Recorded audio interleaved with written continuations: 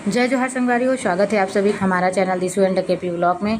संगवारी हो अभी हमन बनावत हन बड़ा और पूरी और दाल ला अभी धोवत हन हमन अभी पीतर आज आखिरी है था एक नाम से हमन बड़ा पूरी खाए बर बनात हन। पहली दिन बना रहे हैं, नौमी के दिन बना रहे हैं और आज आखिरी के दिन बनावत हन। खाए बर बनात हन काबर के हमन यहाँ पीतर वगैरह नहीं माने तो खाए बर से वही बनात हन।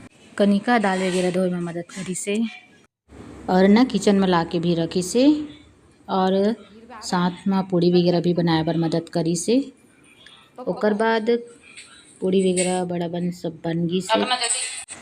आप मन ला हमार वीडियो अच्छा लगी सो तो प्लीज़ लाइक एंड सब्सक्राइब कर दिए करा। आप मन के एक सब्सक्राइब से हमन ला बहुत ज़्यादा सपोर्ट मिलते तो प्लीज़ सब्सक्राइब कर दे हा और लाइक कर दिया हा।